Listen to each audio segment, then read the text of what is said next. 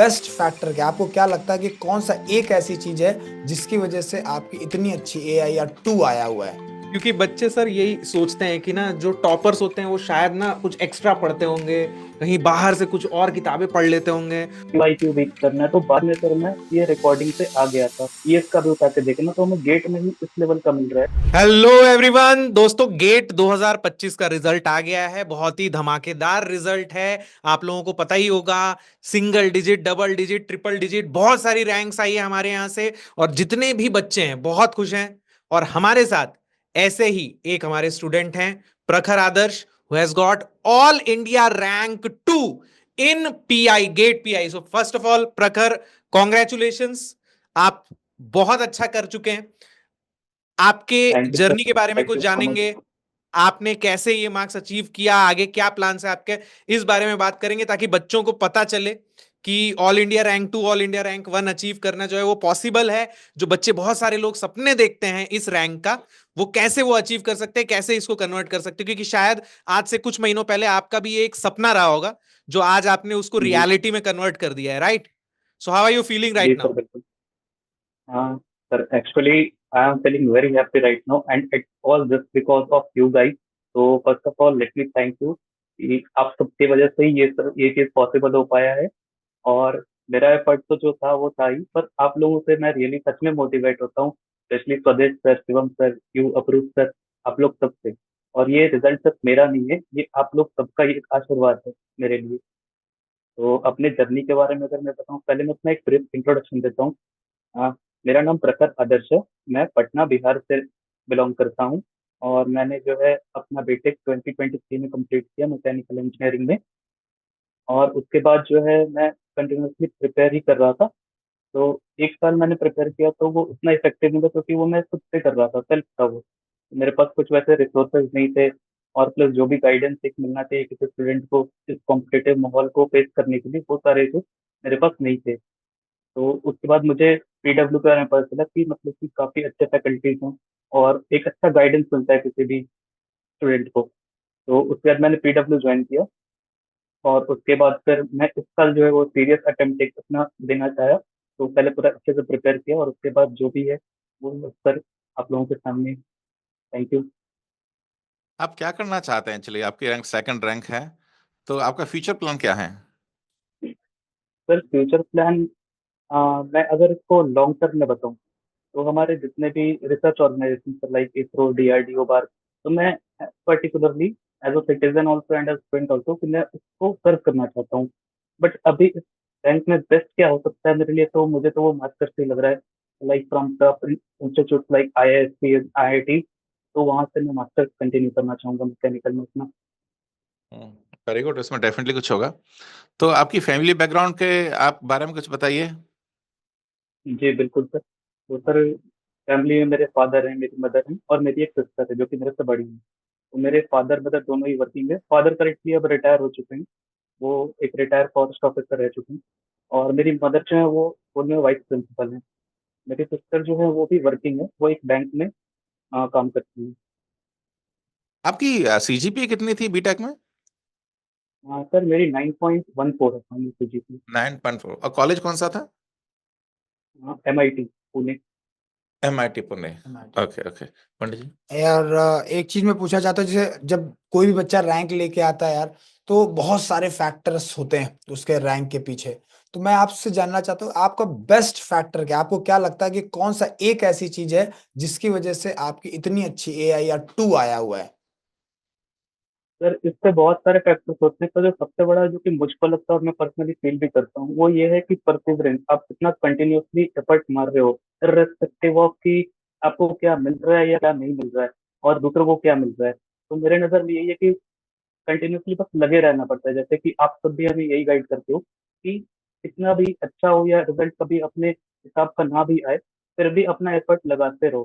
तो बस यही कहना चाहूंगा कि hard work and score perseverance. Card देख लेते हैं आपका एक बार, हम थोड़ा बच्चों को दिखाना चाहेंगे आपका score card. So Prakhar Adarsh has got 81.67 marks and he is all India rank 2। GATE score इनका 956 बन रहा है, विच इज वेरी कमेंडेबल। बहुत बहुत बहुत बढ़िया।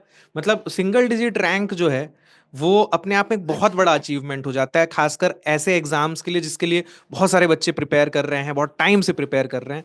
तो आपको क्या लगता है कि मतलब सिंगल डिजिट रैंक के लिए अगर कोई एस्पायर कर रहा है तो किन चीजों का उसको ख्याल रखना चाहिए? क्योंकि गेट में ऑलमोस्ट सबको पता है किस तरीके से प्रिपेयर करना है, लेकिन इस तरीके की रैंक लाने के लिए बिल्कुल। और क्या एक्स्ट्रा एफर्ट मारने हैं, ऐसा और क्या आपको लगता है कि बच्चे करें जिससे उनको भी सिंगल डिजिट रैंक मिल सके? हाँ सर, सबसे पहला तो ये है कि अपना एफर्ट तो मारना ही है, बट उसके अलावा भी कि आपको मतलब कि ये सोच के बिल्कुल भी मतलब जितने हमारे स्टूडेंट्स देख रहे होंगे, मैं तो यही बताना चाहूंगा, आप लिखते हैं कि लाइक मेरा क्या होने वाला है या फिर कैसा पेपर आने वाला है, आपको जो सिलेबस या फिर जो भी पढ़ाया जा रहा है आप उसे ब्लाइंडली उसको फॉलो करें और अपना एक ऐसा रूटीन बनाए जिसमें आप वो सब कुछ फॉलो कर पाए। जैसे कि टेस्ट सीरीज हो गया, देन उसके अलावा जितने भी हमारे ये इम्पोर्टेंट ये सब। प्रखर, हम जानना चाहेंगे कि आपने रिसोर्सेस क्या यूज किए थे, क्योंकि बच्चे जो है ना वो बड़े कंफ्यूज रहते हैं कि जो हमें क्लास में मिल रहा है क्या उतना इनफ है या एक्स्ट्रा कुछ और बुक्स रेफर करनी चाहिए। क्या क्या रिसोर्सेज आपने एग्जैक्टली यूज किया अपनी इस जर्नी में? टू बी वेरी फ्रैंक, मैं बहुत सारी किताबें तो बैठे नहीं पढ़ रहे हैं जाने के लिए, मुझे जो भी आप लोगों के द्वारा जो सपोर्ट मिला और जो मैं बस उसी को मल्टीपल टाइम रिवाइज करता था।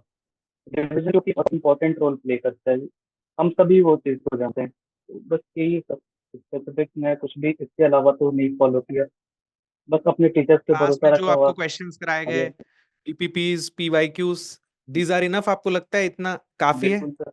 All India rank single digit लाने के लिए? एनफ नहीं वो सर, वो एनफ ही नहीं, वो एक दो लेवल और ऊपर के हिस्से की, लाइक एग्जाम में जब हम बैठ के उस चीज को रियल में फेस कर रहे हैं तो हमें तो लग रहा है कि लाइक इजीली हो जा रहा है, बस बस ये तो। क्योंकि बच्चे सर यही सोचते हैं कि ना जो टॉपर्स होते हैं वो शायद ना कुछ एक्स्ट्रा पढ़ते होंगे, कहीं बाहर से कुछ और किताबें पढ़ लेते होंगे, और लेकिन वो भूल जाते हैं कि ये बहुत ही बेसिक चीजें हैं, अगर आप इसको ही बहुत अच्छे से कर लोगे ना बिल्कुल you can score this much. Right sir? मेरा एक क्वेश्चन है एक्चुअली, जैसे बिल्कुल। अभी भी देखिए बैचेस चल रहे हैं, श्रेष्ठ और पराक्रम बैच चल रहे हैं हमारे। तो कुछ जी बच्चे लाइव रहते हैं, कुछ रिकॉर्डिंग देखते हैं। लाइव लेटर से 20% लोग आते जी। हैं, कभी फिर कहते हैं सर रिकॉर्डिंग 1.5x और 2x में देखते हैं वो। तो जो लोग ऑनलाइन टीचिंग कर रहे हैं हम लोगों से, उनके उनके लिए बताएंगे लाइव बेटर है, उसका रिकॉर्डिंग का क्या अजली रोल है, आप बताएंगे जरा इस पे। Yes sir. Sir to be very frank, मतलब मैं शुरू शुरू में तो लाइव देखता था और वो बहुत ज्यादा फायदेमंद भी होता है, क्योंकि लाइव आपको माइंड में जो भी डायरेक्टली डायरेक्टली अपने फैकल्टी से अप्रोच करके पूछ सकते हो, सॉल्व कर सकते हो उस चीज को। पर बाद में मेरा प्रेशर लाइक थोड़ा बढ़ने लगा कि मुझे ये वाई भी करना है, वाई क्यू भी करना है, तो बाद में सर मैं ये रिकॉर्डिंग पे आ गया था। जो अभी आपने बोला ना स्पीड बढ़ा करके लोग देखते हैं, तो मैं भी I was also one of them बाद में, लेकिन बट इनिशियली आपको जो वो पेस पकड़ना पड़ता है कि मीन्स हमें उतना आदत नहीं रहता ना कि 8 घंटे 10 घंटे बैठे इनिशियल डेज में पढ़ाई करने का, तो वो आपको लाइव क्लासेस से मिल सकते हैं। बट जब आपको ये खुद पे पूरा भरोसा हो जाए कि हाँ मैं अकेले में भी ये काम कर सकता हूँ, तो फिर आप स्विच कर जाओ। लाइक सबका अपना अपना है। प्रखर, आप कौन सी बैच से थे? मैं विजय विजय बैठ पे था सर। विजय बैच से थे। ओके।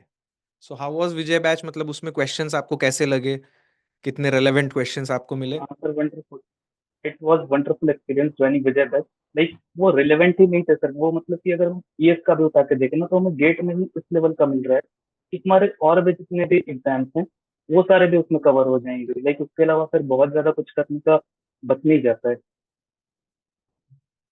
सर आप? हाँ, तो एक्चुअली यही पूछना चाहता था, जैसे कि लाइव में जो बेनिफिट होता है, आप डाउट पूछ सकते हो टीचर से, क्यों चैट बॉक्स चल रही है हमारे सामने। बिल्कुल।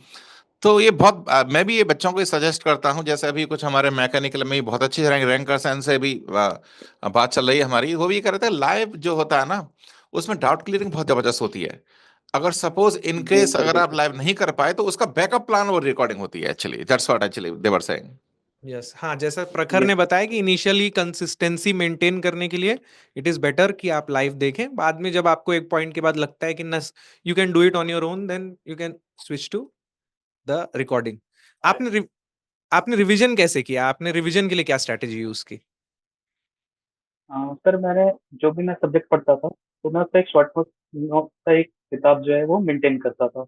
उसमें कुछ भी नया जैसे कि आता था तो मैं पॉइंट को ऐड कर लेता था और फिर बाद में उसको और एनरिच बना लेता था और उसको कंटिन्यूअसली हर वीक में जैसे 2 सब्जेक्ट हो गए या 1 सब्जेक्ट हो गए पर वीक उसको मेंटेन करता चला था और उसी पर रिवाइज करता था।